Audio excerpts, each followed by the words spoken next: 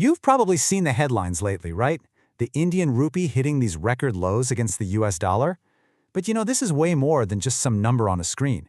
It's a huge story about global politics, economic pressure, and honestly, a high-stakes debate over the future of one of the world's fastest-growing economies.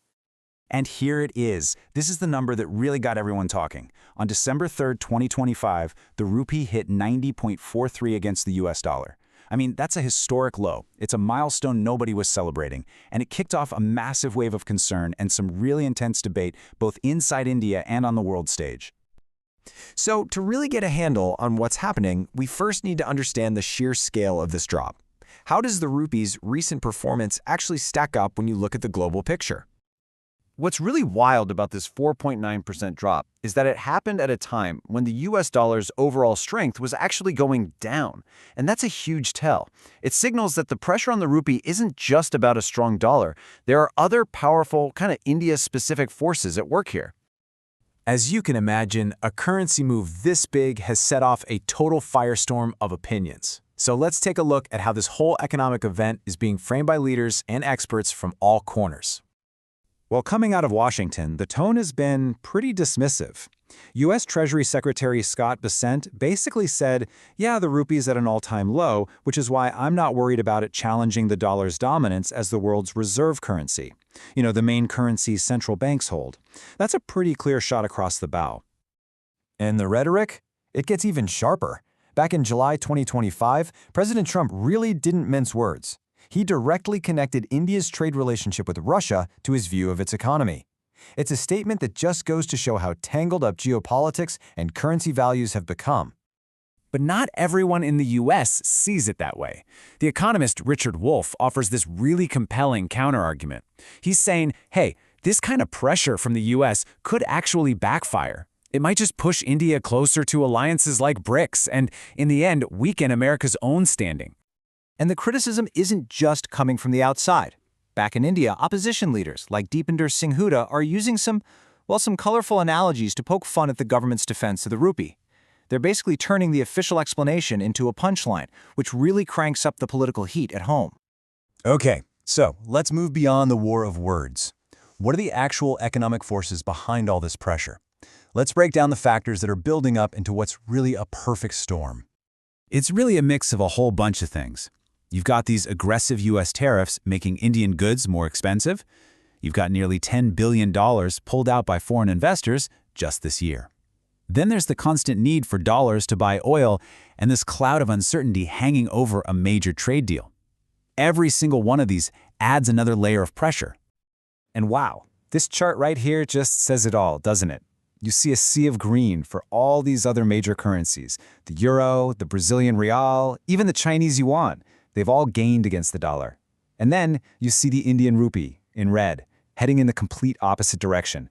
It really puts the rupee's unique challenge in perspective. And if you want to see that tariff pressure in action, just look at this. After those new tariffs were slapped on in August, you can see India's rate just skyrockets to 50%. That's way higher than its economic peers like Vietnam and China, and that directly hits the competitiveness of Indian exports. But here's where the story gets really, really interesting. Because if you listen to the Indian government and certain analysts, this isn't a story of weakness at all. They argue that if you only look at the exchange rate, you're missing the bigger picture. And this is the central question they want us all to ask, right? Is a falling currency always a sign of trouble? Or could there be other things going on under the hood that tell a much more resilient story? This really gets to the core of the tension between what the market is feeling day to day and the long-term health of the economy. And that's the official line coming from India's finance minister, Nirmala Sitharaman. The argument she's making is that the country's strong fundamentals, things like growth and inflation control, are the real story. The currency's value, that's just one piece of a much larger and much healthier economic puzzle. To back this up, economists point to this metric called the Real Effective Exchange Rate, or REER. It's a bit of a fancy term, but all it really means is a currency's true value against a whole basket of others once you factor in inflation. And according to data from CARE Ratings, the rupee's REER is actually below its 5-year average. That suggests that, far from being weak, it might actually be undervalued right now. So, we've got these two conflicting narratives, right? On one hand, a currency under some serious pressure. On the other, an economy with supposedly strong fundamentals. So given all that, what's the plan? What do experts see coming down the road?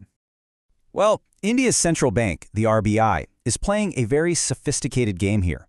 Instead of just drawing a line in the sand and defending one specific rupee level, it's using these unpredictable moves. One day, the secret directive might be to sell $100 million every minute. The next day, maybe do nothing at all. The whole point is to keep speculators guessing and manage the volatility without just burning through all their reserves. And believe me, the RBI has the muscle to back the strategy up. India's foreign exchange reserves are sitting near an all-time high of over $700 billion. That is a massive war chest. It gives them tons of firepower to step in and stabilize the currency whenever they feel they need to. So what about the future? Well, if you look ahead, the consensus among the major analysts is actually pretty optimistic. Both Care Ratings and Bank of America are projecting the rupee will strengthen from where it is now, settling somewhere in that 85 to 87 range by the end of fiscal year 2026. They seem to believe these current pressures are temporary. So this leaves us with one final and really crucial question. Is the rupee's eventual rebound going to depend on a shift in global policy, like maybe a big US-India trade deal? Or are the country's own economic fundamentals strong enough to make sure that a comeback is really just a matter of time? The answer to that is going to shape one of the biggest economic stories of the year ahead.